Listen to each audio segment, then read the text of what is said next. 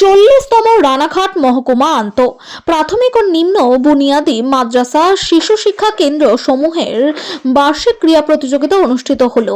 আয়োজক ছিল শান্তিপুর চক্র। মঙ্গলবার নদিয়া শান্তিপুর শ্রী চৈতন্য অধৌত পৌর ক্রীড়াঙ্গন এই প্রতিযোগিতা অনুষ্ঠিত হয়। অনুষ্ঠানটি করতে বিশেষ সহযোগিতা করেন শান্তিপুর বিধানসভার বিধায়ক ব্রজকিশোর গোস্বামী, পৌরপতি সুব্রত ঘোষ, উপপৌরপতি কৌশিক প্রামাণিক সহ অনেকে। এই দিনটি 9টি চক্র থেকে 540 জন ছাত্রছাত্রী এই প্রতিযোগিতায় অংশগ্রহণ করেন। অনুষ্ঠানে উপস্থিত ছিলেন শান্তিপুরের বিধায়ক, শান্তিপুরের পৌরপতি সহ বিশিষ্ট ব্যক্তিগণ। এই প্রতিযোগিতায় সফল প্রতিযোগী ছাত্রছাত্রী এইবার জেলায় 8 তারিখ কৃষ্ণনগরে স্টেডিয়াম মাঠে অংশগ্রহণ করবে। এই প্রসঙ্গে সাংগঠনিক সম্পাদক, রানাঘাট মহকুমা ক্রীড়া প্রতিযোগিতা কমিটির প্রতিম সেন ও শিক্ষক সঞ্জীব রায় কি জানালেন শুনে নেব।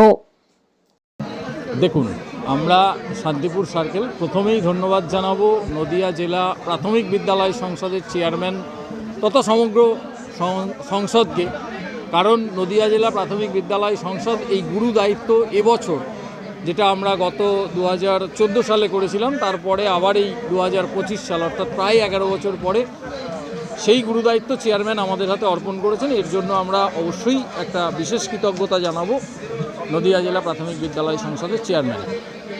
এবার বলি, আমাদের শান্তিপুরের প্রত্যেকটি শিক্ষক তৎসহ শান্তিপুর পৌরসভার চেয়ারম্যান, ভাইস চেয়ারম্যান, এমএলএ এবং প্রশাসনিক স্তরে যারা রয়েছেন, প্রত্যেকের সহযোগিতা নিয়ে আজকের দিনটা এত সুন্দরভাবে আমরা করতে পেরেছি। সেই সঙ্গে অবশ্যই আমাদের যে রানাঘাট সাব ডিভিশনের 9টা সার্কেলের টিচার এবং প্রত্যেকটা প্রশাসনিক স্তরে যারা রয়েছেন তাদের সকলের কাছ থেকে আমরা সহযোগিতা পেয়েছি। সেই সহযোগিতা নিয়েই আজকে আমাদের এই স্পোর্টস আমরা করতে পারছি। কি ইভেন্ট রাখা হয়েছে?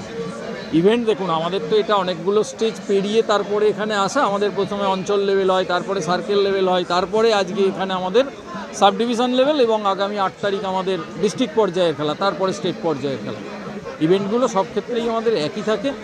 এখানে একটা স্পেশাল যেটা থাকে সেটা হচ্ছে স্পেশাল চাইল্ডদের জন্য আমরা একটা ব্যবস্থা এখানে আমাদের যেহেতু আছে, সেহেতু আমরা আজকে দেখতে পাচ্ছেন মাঠের সামনে আমাদের স্পেশাল চাইল্ড তারাও অংশগ্রহণ করছে।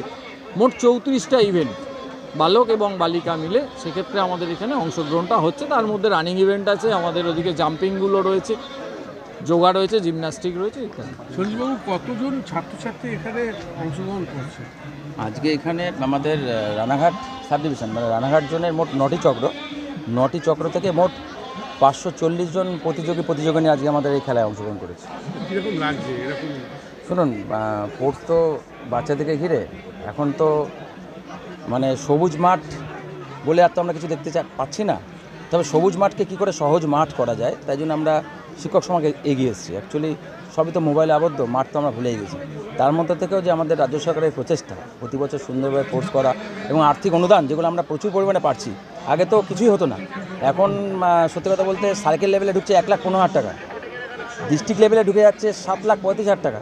মানে অর্থ নেওয়ার কোনো সমস্যা আমাদের সরকার রাখেনি। তারা বলছে শিশুকেন্দ্রিক, শিশুদের কথা ভেবে এই চক্র বা অঞ্চল বা জোন বা জেলা খুব সুন্দরভাবে যেন আমরা করতে পারি, এবং আমরা খুব সুন্দরভাবে করতে পারছি, এই নিয়ে কোনো সন্দেহ নেই। জেলা তো এবার কোথায় হবে? জেলা স্পোর্টস 8 তারিখে হবে, 8ই ফেব্রুয়ারি। এবার হবে কৃষ্ণনগর স্টেডিয়াম মাঠে 8 তারিখে। আর আমাদের সাব ডিভিশন স্পোর্টস থেকে যে সকল প্রতিযোগিনী প্রথম, দ্বিতীয় এবং তৃতীয় স্থান অধিকার করেছেন, তারা প্রত্যেকেই জেলায় খেলতে যাবেন আগামী 8ই ফেব্রুয়ারি কৃষ্ণনগর স্টেডিয়াম মাঠে।